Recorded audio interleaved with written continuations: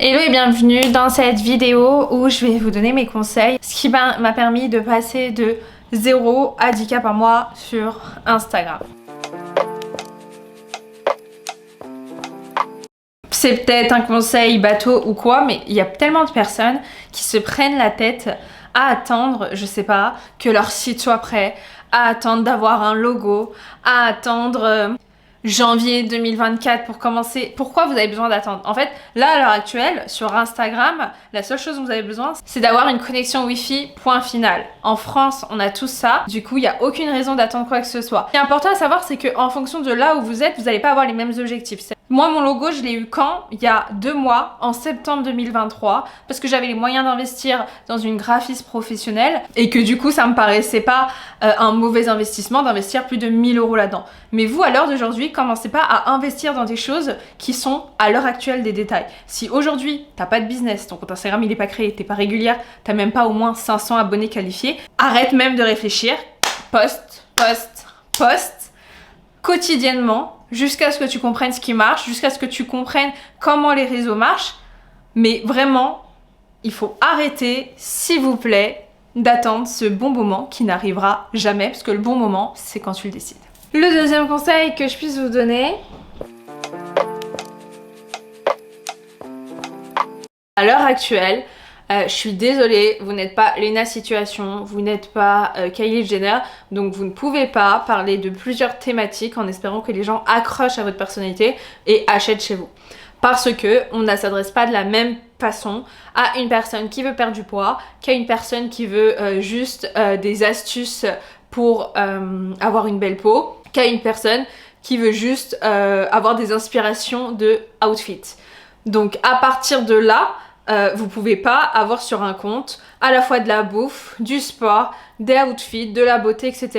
Parce que l'argument qu'on me dit c'est ouais mais moi j'aime tout. Ok, qui n'aime pas tout? Enfin je suis désolée, tout le monde aime manger, tout le monde aime à peu près les vêtements, tout le monde aime avoir une belle peau. Enfin c'est pas une découverte du siècle de dire que j'aime tout et c'est pas un argument. Donc aujourd'hui vous avez deux choix, c'est soit vous continuez à vous dire moi je m'en fous, je parle de tout, ok mais est-ce que tu as des résultats?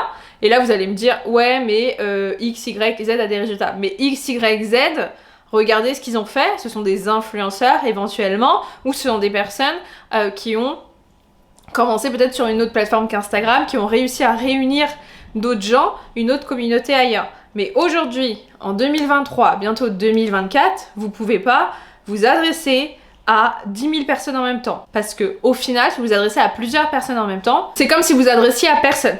Et c'est logique parce que chaque personne a des problématiques différentes et des besoins différents. Et qu'en fait, sur votre compte, à la fois, on va voir de la bouffe, du bien-être et de la déco, on va rien comprendre. Et du coup, au final, on va pas s'abonner. Donc, il faut que vous arriviez à faire la différence. C'est soit vous voulez créer un business et là, vous vous adressez à une seule personne parce que vous avez un type de produit à vendre. Ou alors vous voulez être influenceur, et là c'est très compliqué honnêtement, il y a des formations entre guillemets d'influenceurs, mais l'influence, si tout le monde pouvait, tout le monde serait influenceur. Et pourquoi c'est compliqué? Parce qu'il y a une part vraiment d'imprévu qui est liée avec votre personnalité. À mon sens, on peut pas faire une formation pour être influenceur. On peut faire une formation pour avoir de la visibilité, mais pour être influenceur, ça se joue énormément sur votre personnalité, sur qui vous êtes, etc. Donc faites vraiment la différence entre ça et adressez-vous à une seule type de personne. Le troisième conseil, ça va être de soigner votre Instagram. Quand je dis soigner votre Instagram, ça va pas être forcément d'avoir un logo comme je vous l'ai dit dans le premier conseil, ça va être juste de faire des choses qui soient un minimum esthétiques. Alors oui, ok, chacun ses goûts, ça se discute pas, mais il y a des règles de base, c'est-à-dire vous pouvez pas me mettre un fond blanc avec une écriture jaune claire, parce que ça ne se verra pas, comme vous pouvez pas me mettre un fond marron foncé avec de l'écriture noire parce que ça ne se verra pas. Pour moi, c'est des règles juste de bon sens.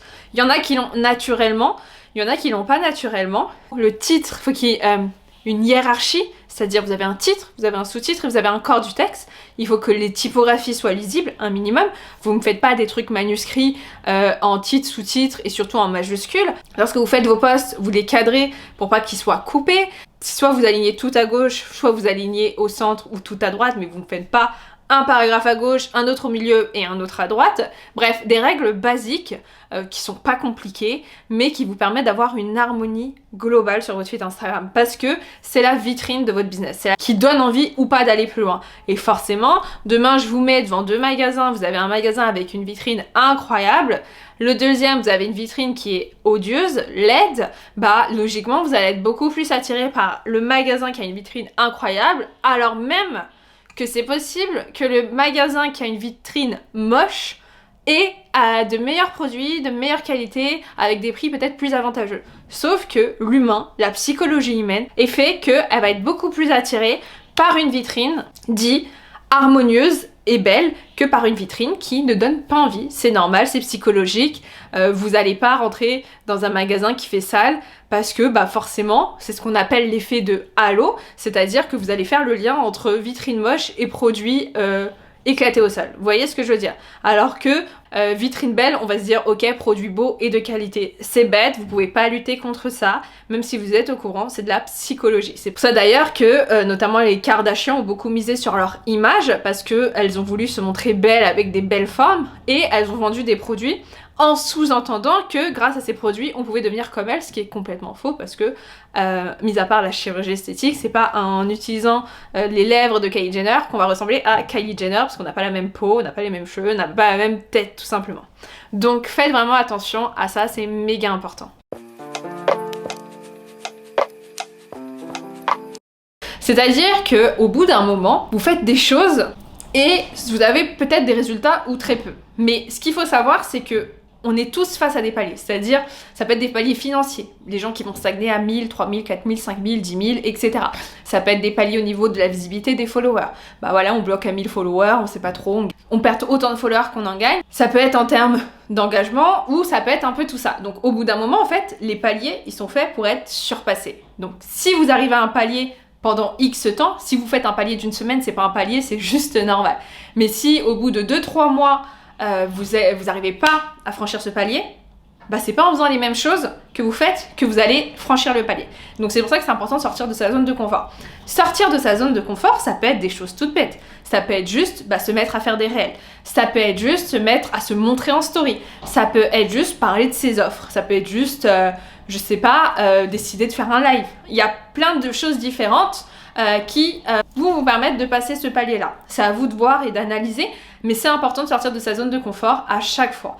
On a un mur devant soi, on le détruit et on continue. Mais vraiment, j'ai l'impression que ça rentre pas dans l'oreille de tout le monde, c'est que vous pouvez pas espérer avoir les mêmes résultats en faisant exactement les mêmes choses que vous faites aujourd'hui, surtout si vous voulez avancer et level up comme on dit. Donc pensez à sortir de vos zones de confort, analysez ce que vous devez faire et foncez parce que vous n'avez strictement rien à perdre. Le mindset, ça se travaille continuellement, tout le temps. Ça peut être soit parce que vous avez un manque de confiance en vous, vous pensez que tout le monde va vous critiquer si vous faites un facecam. Ça peut être parce que vous avez des pensées limitantes en termes d'argent, en termes de réussite, vous vous dites que vous méritez pas ça, vous vous dites que ça se fait pas, que vous trahissez vos parents, vous vous dites que personne n'achètera chez vous. Vous avez plein de pensées limitantes en fonction de votre personnalité. Il faut savoir les identifier et comprendre pourquoi vous les avez et essayer vraiment de les dégommer tout simplement. Et ça c'est hyper important. Je crois que le mindset c'est vraiment le conseil le plus important, peu importe ce que vous ferez, peu importe les objectifs que vous avez, c'est que vous êtes en fait votre propre limite et que c'est vos pensées qui vous empêchent parfois d'aller atteindre tel objectif. Souvent, on a peur de faire des choses pour x, y raison et ces peurs, elles sont juste au fond de nous, elles ne sont pas réelles. Une fois qu'on a traversé et ouvert la porte, on se rend compte que c'était pas si grave que ça, que c'était pas si dangereux que ça et que ça ne faisait pas si peur que ça. Donc aujourd'hui, demandez-vous quelles sont vos pensées limitantes, qu'est-ce que vous devez travailler en termes de mindset. Est-ce que c'est la confiance en vous? Est-ce que c'est un rapport avec l'argent? Est-ce que c'est un rapport avec la vente?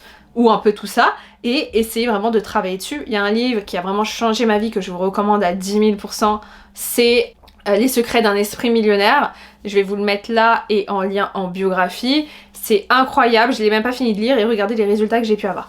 Donc vraiment pensez à travailler votre mindset dès le début parce que c'est quelque chose qui peut vraiment vous créer des blocages et vous empêcher d'atteindre vos objectifs.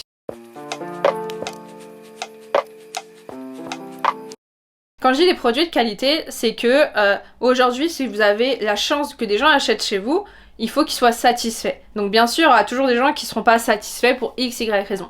Mais il faut que globalement, ils se disent pas, putain, j'ai acheté chez X, c'est de la grosse douille, ok? Et du coup, il faut vraiment que vous pensiez non pas à aller vite pour faire 10K par mois, parce que c'est pas comme ça qu'on pense les choses, c'est plutôt à faire les choses bien. Si on fait toutes ces choses-là que je vous ai dit, plus le produit est de qualité, vous arriverez facilement au 10K par mois. Mais si vous voulez aller vite, déjà vous n'arriverez pas au 10K par mois, et en plus vous risquez de faire des produits qui ne soient pas de bonne qualité, vous risquez du coup de perdre un client, et le pire truc les gars, mais vraiment le pire truc, c'est de perdre un client, parce qu'il est beaucoup plus facile de vendre un client déjà existant que de trouver un nouveau client. Ça veut dire que c'est beaucoup plus difficile de trouver ses premiers clients, mais une fois qu'on les a trouvés, qui sont fidèles, qui aiment ce que vous faites, vous pouvez leur revendre plein de produits derrière. Donc vraiment pensez à ça, à faire quelque chose de qualitatif, et aussi du coup pour atteindre cet objectif de 10K par mois, ça va être de créer peut-être plusieurs offres, donc de penser vraiment à un écosystème. Si aujourd'hui vous me dites j'ai pas 10K par mois mais j'ai 10 000 followers, je vais te dire ok, à quel prix est ton produit? Vous allez me dire 57 euros, je vais te dire bah tu crois vraiment que les 10 000 personnes, si ce n'est que les 10 000 personnes achètent, ce qui est impossible, mais tu crois vraiment que tes followers vont acheter ce produit 15 fois?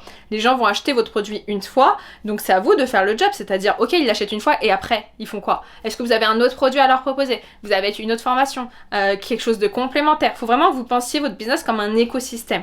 Donc pour avoir 10K par mois, vous avez aussi plusieurs choix. Vous pouvez très bien vendre de coaching à étiquette à 5K, 5 000 euros, ok, pas de souci. Moi, c'est pas ce que je fais, c'est pas ce que je prône, mais c'est possible. Mais néanmoins, bah, les deux coachings que vous allez me vendre à 5 000 euros, il faut qu'ils soient qualitatifs. Les gens, ils s'attendent pas à la même qualité quand ils prennent chez vous un coaching à 5 000 euros que quand ils prennent chez vous une formation à 100 euros. Forcément, ils en ont pour leur argent, ils s'attendent à qu'il y ait quelque chose de qualitatif et aussi à avoir une grosse transformation, surtout si c'est un one-to-one. Donc il faut vraiment que vous pensiez à ça et à quel type de business model vous voulez. Vous pouvez pas aujourd'hui me dire j'ai envie de faire 10K, je vais te dire ok, c'est quoi? Raconte-moi ton business model et vous savez pas, c'est pas possible. Donc il faut vraiment faire les choses dans l'ordre. Ça met du temps, c'est ce qu'on appelle l'effet cumulé. Je vous invite à lire ce livre qui est extraordinaire, encore une fois. Mais vraiment, pensez à ça. Pensez que toutes les petites actions que vous faites aujourd'hui, vous n'aurez sûrement pas de résultats demain. Mais comme on dit, le jour où on plante la graine, c'est pas le jour où on récolte le fruit. Donc mettez-vous au travail maintenant et on se retrouve dans un an pour voir vos résultats. Alors tout ça, c'est des conseils qui marchent. Néanmoins, si vous voulez aller beaucoup plus loin, j'ai créé une masterclass sur Instagram qui va vous permettre de comprendre les étapes pour réussir à vivre de votre business, à avoir plus de visibilité et à faire de l'argent grâce à ça. C'est gratuit, il suffit de cliquer sur le lien en bio et puis je vous dis à très vite.